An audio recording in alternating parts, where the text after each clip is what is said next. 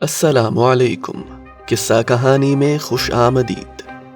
تعلیم و تربیت کلاسک سیریز کی کہانی راز 1 روپے کا، تحریر سید نظر زیدی۔ آخری قسط، روپے کا راز۔ منصور کے ابا جان آج بہت خوش نظر آ رہے تھے۔ سب اپنی اپنی جگہ بیٹھ گئے تو انہوں نے کہا، منصور میاں، تم روپے کا راز جاننے کے لیے بہت بے قرار تھے۔ خوش ہو جاؤ کہ اب ہماری کہانی کا وہ حصہ شروع ہو رہا ہے جس میں یہ راز ظاہر ہوگا۔ منصور یہ سن کر خوش ہو گیا۔ اس نے کہا، زبردست، میں یہ راز جاننے کے لیے واقعی بہت بے قرار تھا، لیکن سچی بات یہ ہے کہ اب تو اس عقل مند اور نیک دل لڑکے کی کہانی بھی بہت اچھی لگ رہی ہے۔ میرا خیال ہے پھر تو تھانے دار صاحب اس کی اور بھی قدر کرنے لگے ہوں گے۔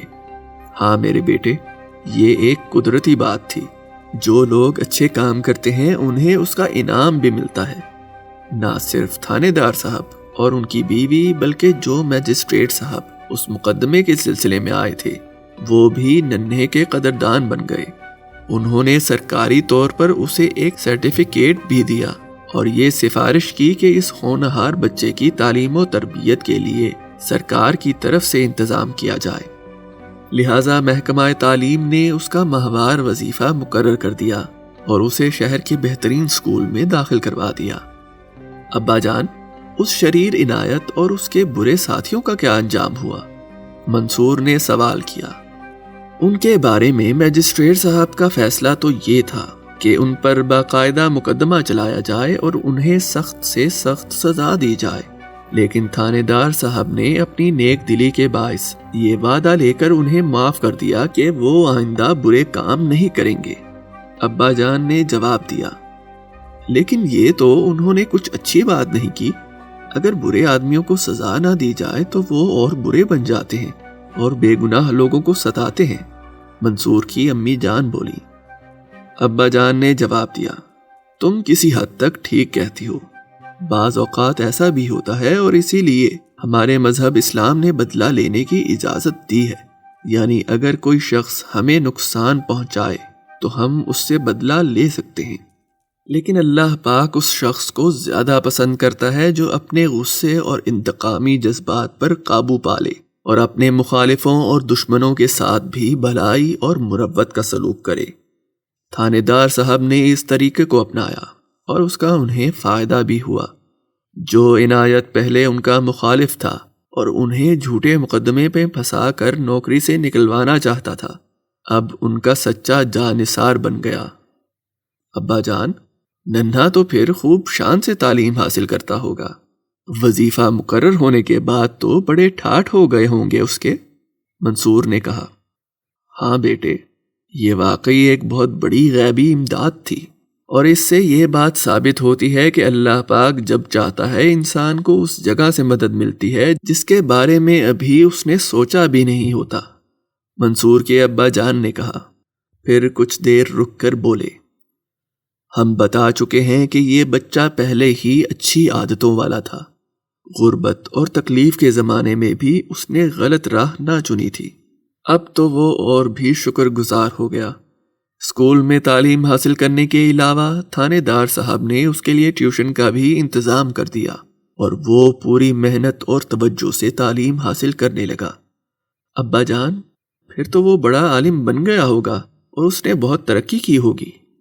منصور نے سوال کیا۔ ہاں بیٹے، اپنے شہر کے ایک کالج سے اس نے ایم اے پاس کیا اور پھر انگلستان جا کر آکسفورڈ یونیورسٹی سے پی ایچ ڈی کی ڈگری حاصل کی۔ اس کے علاوہ بیرسٹری کا امتحان پاس کیا اور اپنے وطن لوٹ کر ایک شاندار زندگی شروع کی۔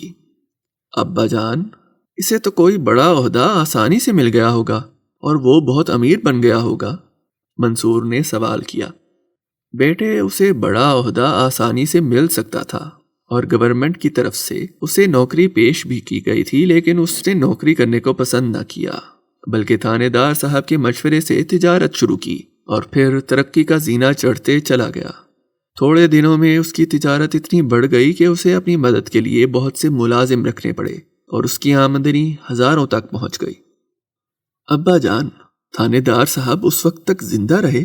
وہ تو اپنے اس منہ بولے بیٹے کی یہ ترقی دیکھ کر بہت خوش ہوتے ہوں گے۔ ہاں بیٹے، بلکہ خدا کا فضل ہے کہ وہ ابھی تک زندہ ہے اور بڑی عزت اور آرام کی زندگی گزار رہے ہیں، ابا جان نے جواب دیا۔ وہ اس وقت بہت خوش نظر آ رہے تھے۔ تو کیا یہ آج کل کے زمانے ہی کا واقعہ ہے؟ منصور کی امی نے سوال کیا۔ یہ نہ صرف آج کل کے زمانے کی کہانی ہے بلکہ خاص ہمارے خاندان کی کہانی ہے۔ اگر تم لوگ اس یتیم اور بے سہارا بچے کا اصل نام جاننا چاہتے ہو تو اپنی اس کوٹھی کے پھاٹک پر جا کر نام کی وہ تختی پڑھ لو جس پر کوٹھی کے مالک کا نام لکھا ہوا ہے۔ ابا جان نے پرسکون آواز میں کہا۔ ارے تو کیا یہ خود آپ کی کہانی ہے؟ منصور کی امی جان نے حیران ہو کر ان کی طرف دیکھا۔ سب بچے بھی اپنے ابو کی طرف دیکھنے لگے جو اس وقت آنکھیں بند کیے کسی خیال میں گم تھے۔ یہ سوال سن کر انہوں نے آنکھیں کھولیں اور مسکراتے ہوئے بولے، ہاں یہ خود ہماری ہی کہانی ہے، اور اس بات کے لیے ہم ہمیشہ اللہ پاک کا شکر ادا کرتے رہتے ہیں کہ اس نے زندگی کے ہر دور میں ہماری مدد فرمائی اور ہم اس قابل بن گئے کہ اطمینان اور عزت کی زندگی گزار رہے ہیں۔ اور ابا جان، میرا خیال ہے وہ نیک دل تھانے دار صاحب وہی بزرگ ہیں جن کی تصویر آپ کے کمرے میں لگی ہوئی ہے؟ منصور نے کہا۔ ہاں بیٹے، وہی میرے محسن ہیں، ابا جان نے جواب دیا۔ میرا تو خیال ہے کہ یہ آپ کی اچھی عادتوں کا انعام ہے، منصور نے کہا۔ انہی کی وجہ سے تھانے دار صاحب کے دل میں آپ کی محبت پیدا ہوئی۔ بیٹے، یہ عزت اور آرام اللہ پاک کی رحمت کی وجہ سے ہے۔ مسلمان ہونے کی حیثیت سے ہمارا یہ عقیدہ ہونا چاہیے کہ اللہ پاک کی رحمت سے ہی انسان کو عزت اور اطمینان حاصل ہوتا ہے۔ اچھی عادتیں اور اچھے خیالات بھی خاص اللہ کی عنایت ہی سے حاصل ہوتے ہیں۔ بے شک یہ بات بالکل درست ہے۔ ہمارا فرض ہے کہ ہر وقت اپنے رب کا شکر ادا کریں اور بھلائی کے لیے دعا مانگتے رہیں، منصور کی امی جان نے کہا۔ ابا جان، وہ نیک دل تھانے دار صاحب اب کہاں رہتے ہیں؟ میں تو آج ہی ان سے ملنا چاہتا ہوں، منصور نے کہا۔ بیٹے، وہ اب یہاں نہیں ہیں۔ ان کی سب سے بڑی خواہش یہ تھی کہ ریٹائر ہونے کے بعد مدینہ شریف چلے جائیں اور باقی زندگی وہیں گزار دیں۔ ہم نے ان کے لیے وہاں ایک مکان بنوا دیا ہے اور خدا کے فضل سے اب وہ وہیں رہتے ہیں۔ اب ہم خط لکھیں گے تو تم سب کا سلام بھی لکھ دیں گے، ابا جان نے کہا۔ ابا جان، میں تو اپنے دادا جان کو اپنے ہاتھ سے خط لکھوں گا اور یہ درخواست کروں گا کہ وہ چند دن کے لیے پاکستان تشریف لائیں تاکہ ہم سب ان سے مل سکیں، منصور نے خوش ہو کر کہا۔ ہاں بیٹے، تم ضرور خط لکھنا اور یہ درخواست بھی کرنا، وہ تمہارا خط پڑھ کر بہت خوش ہوں گے، ابا جان نے کہا۔ یہ ساری باتیں تو ہمیں معلوم ہو گئیں اور ان سے بہت خوشی ہوئی، لیکن وہ روپے والا راز تو ابھی تک معلوم نہیں ہوا۔